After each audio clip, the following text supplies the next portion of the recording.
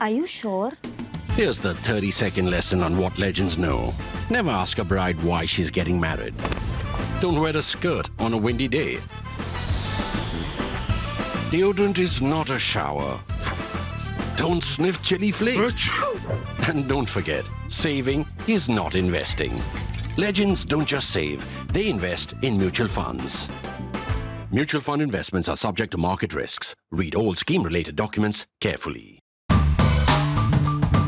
Raksha Mantri Rajnath Singh is in Russia, as we know. He has lots of important things on his agenda because while there's been transition going on for more than a decade now, India has been transitioning or rebalancing. But the fact is that to a large extent, God forbid, if a war breaks out today, a lot of the equipment, in fact, in many areas, bulk of the equipment that India will use will be of Russian/Soviet origin. And I say it very consciously, Russian/Soviet, because a lot of the equipment that will be used in such a situation was actually ordered or acquired in the Soviet era. It goes back that long. I say sometimes that the only time India's defense budget crossed 4% of India's GDP, in fact went well above 4%, I think 4.23%, was under Rajiv Gandhi in 1986-87. And that is when a lot of this equipment was bought. So a lot of it is legacy equipment, needs spares, ammunition, and constant supplies. And there are some critical deliveries which are also pending. So Rajnath Singh is there. He's discussing this. We've already seen, at least ceremonially, one major delivery which was also delayed. That is the Navy's stealth frigate in the Talwar class. INS Tushil. Tushil literally means the shield. The other one is in the works, should be available first quarter of next year. Since these are complex issues with an intermixing of military factors, manufacture factors, trade factors, but most importantly, geopolitical factors, I have not one but two brilliant comrades to help us declutter this. So Snehesh Philip, usual suspect who you know, our defense editor, and Swasti Rao, you know her as our columnist, but I am very happy to tell you that Dr. Swasti Rao has come on board as our consulting editor for strategic and international affairs. She did her doctoral work on Japan and Indo-Pacific and has since then expanded her reach into Europe, has just spent quite a bit of time, if I might call it quality time, some of it in underground shelters Yes, in an air Ukraine, shelter. right? In fact, in Odessa, when those big missiles fell on Odessa, she was there. So a little bit vicariously, I can live out my reporter's life like this. That's the reason you need young people and young scholars even better. So Swasti, welcome to the print. We look forward to a lot of gyan from her, and whenever I go wrong with something, don't blame me now, you blame her, because you can then say that in spite of her being on board and this guy being on board, I make mistakes. That said, let's get started. Snehesh, what exactly are the issues, defense related or military related issues between India and Russia now? The prima facie, the biggest issue between the two countries on the defense front is with regard to the sustenance of existing military equipment that India already uses, like you mentioned, from the Soviet and the Russian era. Now, at a rough estimate, nearly about 70% of our defense equipment, the large defense equipment, is still made up of Russian Soviet origin, even though the diversification has already begun over the last decade or so. So sustenance becomes an issue. When I say sustenance, it means spare parts, ammunitions, and other issues with regard to the system. So that is something which is of a prime concern. And I think way back in 2016, when Manohar Parrikar was the defense minister, late Manohar Parrikar, he was the first one to raise this issue. So India has been raising this issue with Russia since 2016 about the need to have joint manufacturing of these spares and systems in India. But somehow that has still not happened. So that is something which is there. While he's gone there and the commissioning of the frigate has happened, but he's largely gone there for the annual defense dialogue, the defense consultations that are there. And besides this, there is also the issue of there are two other big systems that have been ordered for, which has been delayed for considerable period of time. One is, of course, the S-400. The India had gone in for an order of 5 regiments. 3 of them have been delivered, but 2 is yet pending, they say about 2026. And then the other big one is the leasing of the Chakra, the SSN. And that was supposed to come in, as per the original date, it was supposed to come in next year. But now we are told that it will probably come by somewhere in 2030. So that is something that India would be concerned about. So SSN, as you all know, all of you are Gyanis, SSN is the nuclear-powered submarines which does not carry nuclear weapons. Yeah. So what is called subsurface nuclear. Yeah. Right? And then you have the SSBN. Yeah. This frigate program is a more extensive program because 2 are to be built in India. So this was a deal which was struck in 2016, under which 4 frigates were to be built, which is a follow-on of the Talwar class. 2 were supposed to be built in Russia, 2 in India by the Goa shipyard. Interestingly, the hull of these 2 that were built in Russia were actually cut and made in 2011. That was pre-existing. Yeah, that was pre-existing. It was meant for the Russian Navy, but budgetary constraints and other things, it remained mothballed. I had the opportunity to visit the Yanta shipyard in Kaliningrad. I always get the pronunciation wrong. Kaliningrad, yes. And in 2019, so that's when they showcased the ship to us, the hull itself. And so now all the Indian systems, a large number of Indian systems have been placed. So if I remember correctly, about 32% of the systems, now 32% of the ship in terms of value, in terms of systems and all, is now indigenous. So the original names, the names of the ships that were being originally built were Butakov and Istomin. Okay. Which have now become Tushil and Tamala. Tamala, I was trying to figure out what's the meaning of the word, and I figured that it means she who's like a thunderbolt. Oh, right? wow. If Tushil is like a shield. And the other 2 are coming up in Goa. I think the work is going on. Yeah. Important thing, Swasti, is that these ships have Ukrainian engines. Yes. So, think of the degree of difficulty. I can't imagine it. That you are buying something from one country which is embattled. Russia is involved in a war that it started. It has to build these ships and give to you while it has to do its own stuff. Right? At the same time, engines come from the country with which Russia is at war. Yes. So how do you make such a thing possible? Well, partly it reflects just how complex and entwined, today's geopolitical situations are. And on the other hand, I think it also reflects India's multi-alignment, because what precisely happened after 2014 was India first, got the Ukrainian-made gas turbine engines. So these are gas turbine engines which are put in these ships. First sourced them from Ukraine, sent it to Russia. So this is a kind of a gas turbine engine rerouting. Today we hear about the oil rerouting. Yeah, if they are in frequent flyer miles or frequent traveler miles, it will be a lot, because they could have gone straight from there to Russia. True. But now they go all the way around. Yes.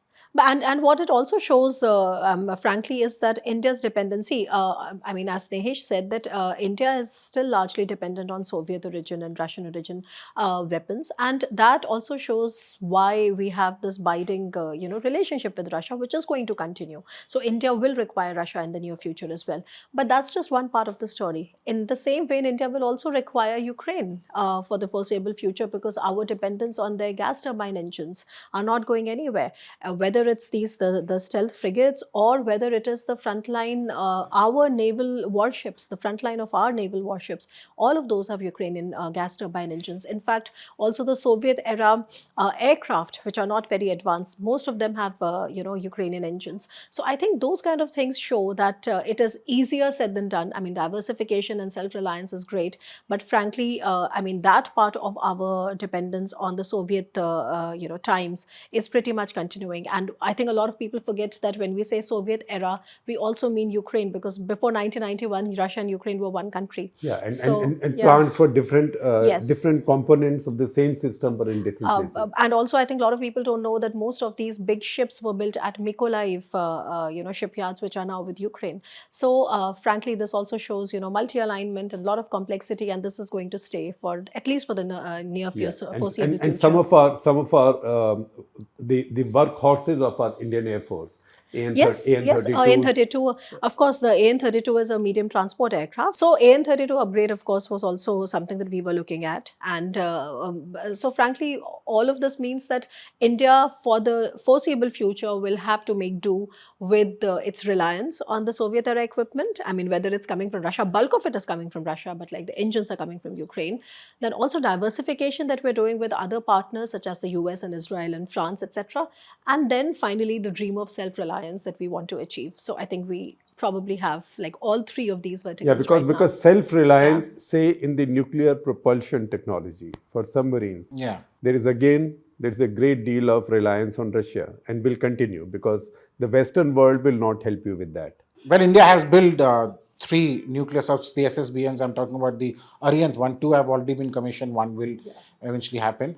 Both of them, or the India's nuclear program, relies heavily on Russian help. Russian help that came in the past and Russian help which is continuing, right? And now India is also going ahead with an indigenous SSN project. That India says will be an indigenous one. I assume that there would be Russian help, though people who are looking after the project, they deny any kind of Russian help in that. But yeah, so Russia will continue to play a role.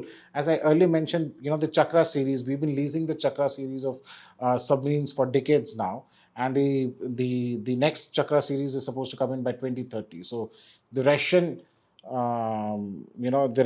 cooperation in the nuclear sector when it comes to the military ones, submarine ones, will continue for some But time. Chakra 3 is also delayed. It should Yes, have it should have, course, it should have come next already. year. should have come next year. Yeah, Because that is 2025. more for capability development. So that is more for capability development, training of crew, how to operate the system. So, as part of the entire Aryan project is part of the ATV project.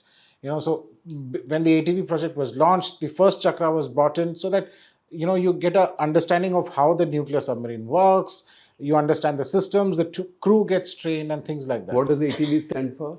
ATV stands for Advanced Technology Vessel. This was the Trust the defense establishment to find these ambiguous names. Yes. So Aryanth was brought in for that, as I said, for training of crew and to understand how the system really works. Yeah, and now each version, each copy now is improved. Yeah. Further. Swasti, how does India diversify? Because multi-alignment is there to stay.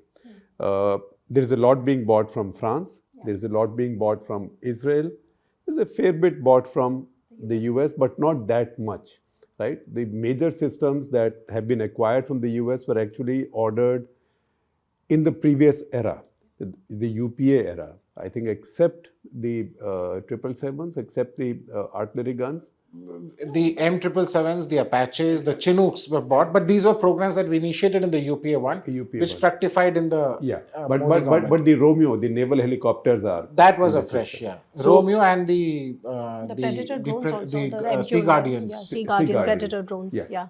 So how does India balance this? Because in the past, India always bought something from France, but mostly it was all a single source defense machinery.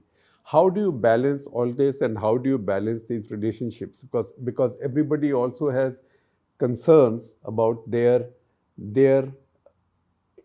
IP being stolen by the other. Yes.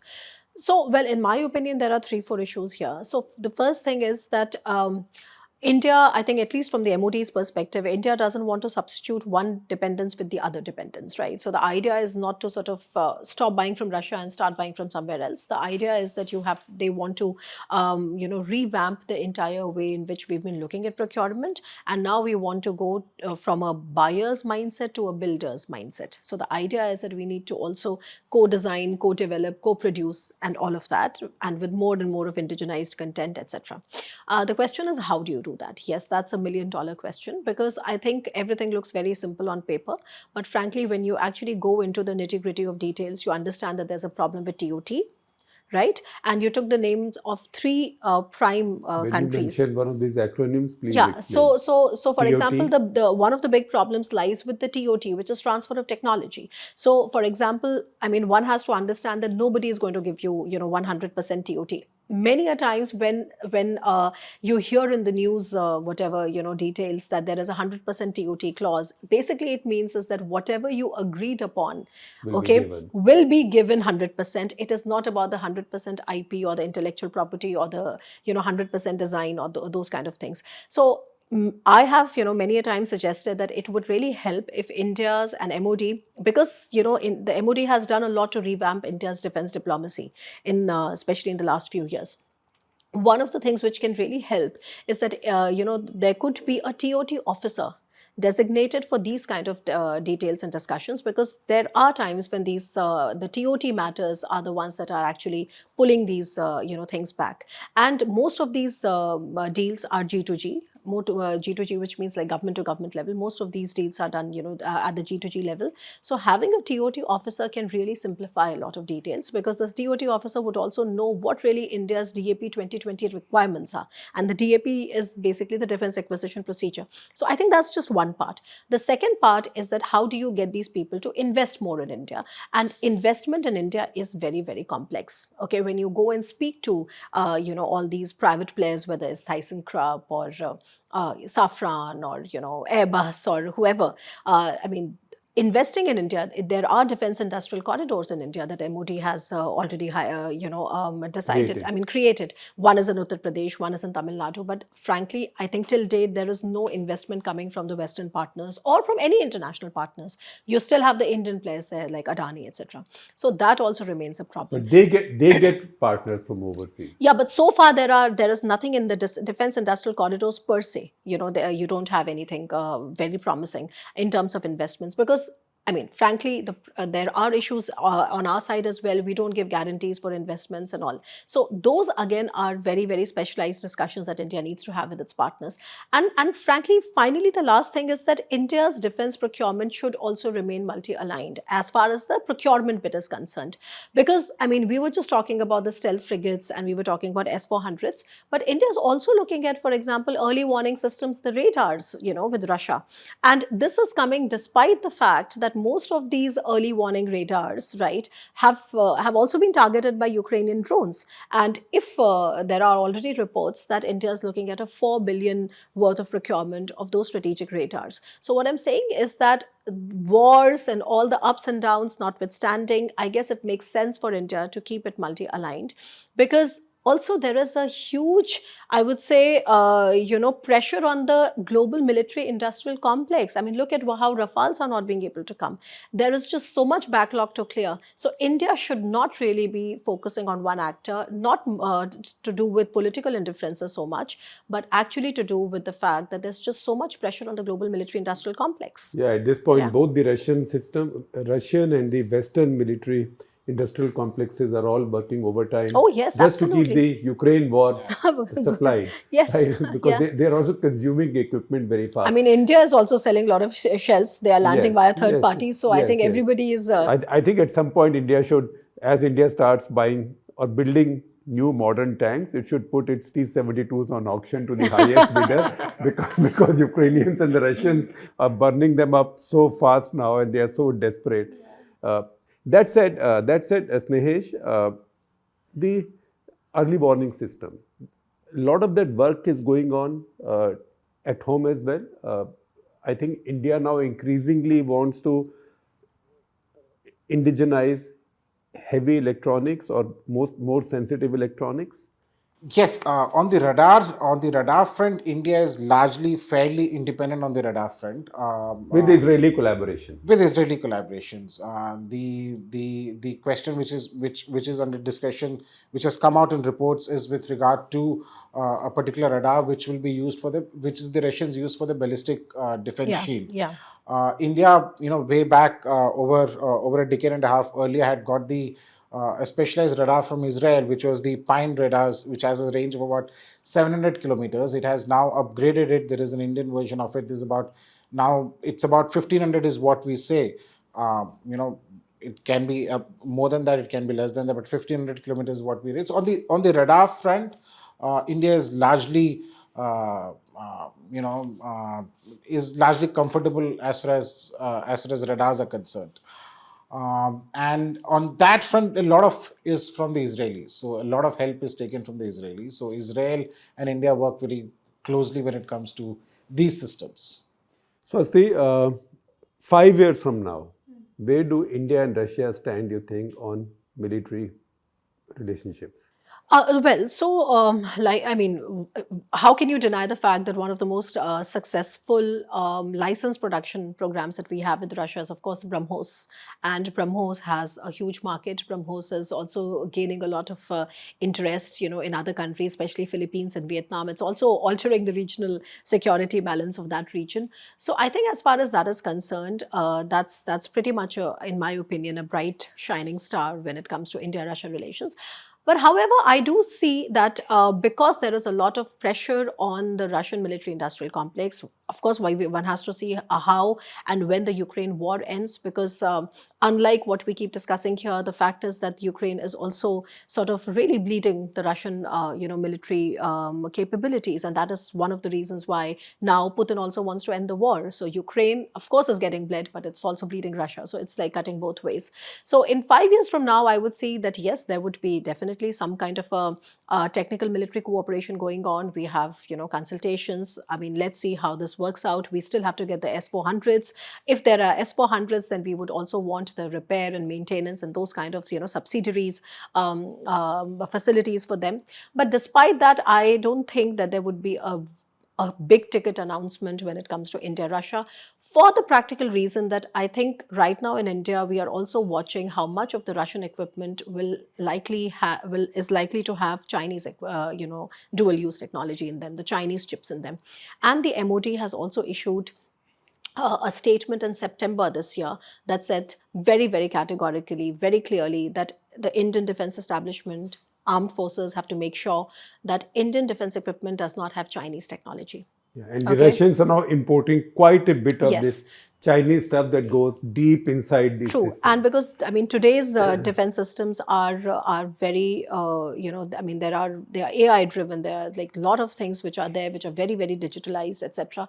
And they have complex semiconductors and all of a different kind of components. So because of that, I would think that the Indian side would be conservative in getting in a big ticket announcement with the Russian side. However, the other part of the military industrial cooperation will continue and should continue for the reasons that I just told you about. So, in conclusion, one question to both of you.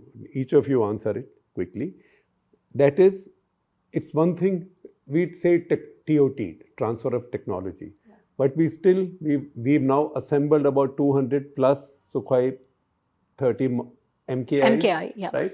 We've assembled MiGs forever for 6 decades. Yeah. We've assembled so many aircraft and so many other systems, but we still can't make any, right? Whereas the Chinese have now reversed engineered all of these, and they are making their own, branding them as their own. Yeah. And actually, in some cases, those are better. They've improved on the Russian system. So why are they able to reverse engineer and not us?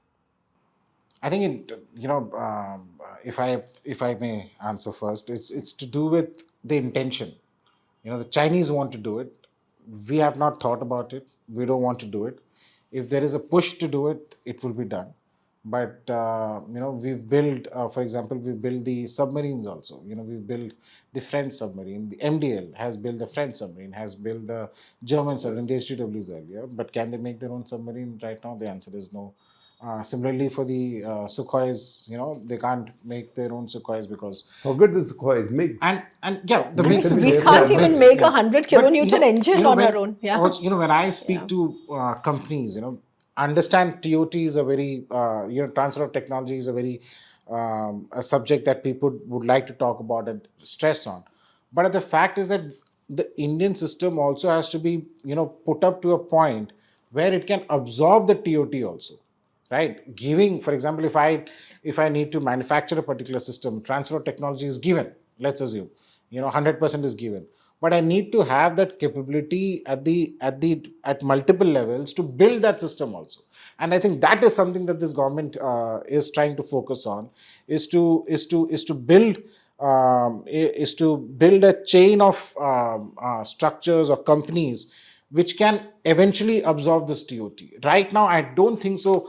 For example, for jet engine technology or for complex technologies, India doesn't have the system to absorb the entire TOT, even if somebody Even is if it's giving in the given. TOT, even if it's given. Swasti, last word. So very quickly, I mean, on the question of TOT, I think what Snehesh is saying is right. It's not just about what the other side is giving you; it's about what we are capable of receiving. Okay, and frankly, that goes back to, I mean, the question, the eternal question of why did we not really invest in the R&D? You know, why have we sort of not kept these kind of fields always under invested?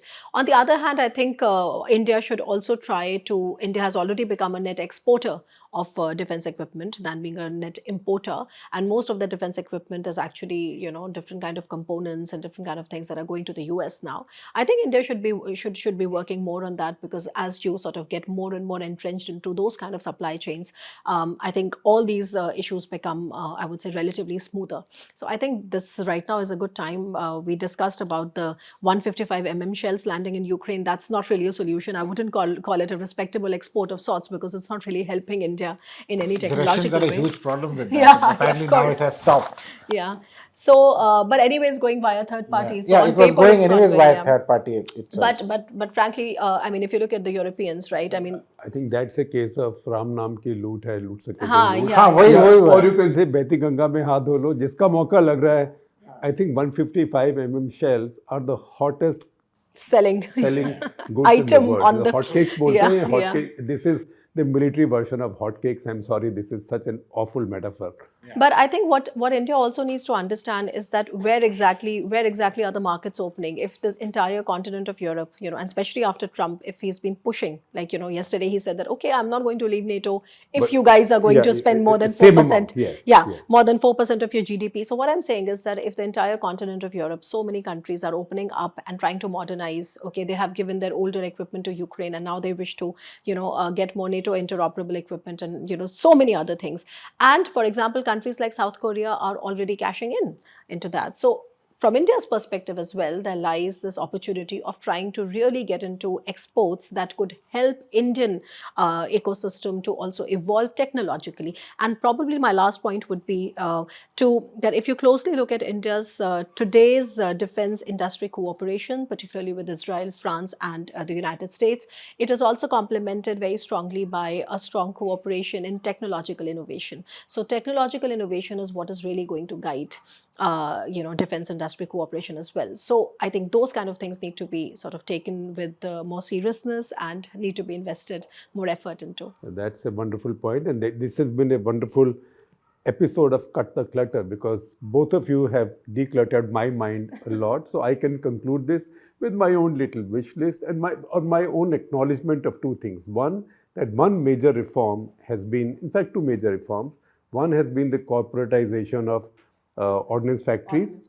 So they are competing with the rest. And second, the slow but steady and committed movement towards involving the private sector, because now competition is developing. I see many orders are being placed on a split basis, 50% with a PSU, defense PSU, 50% with a private company.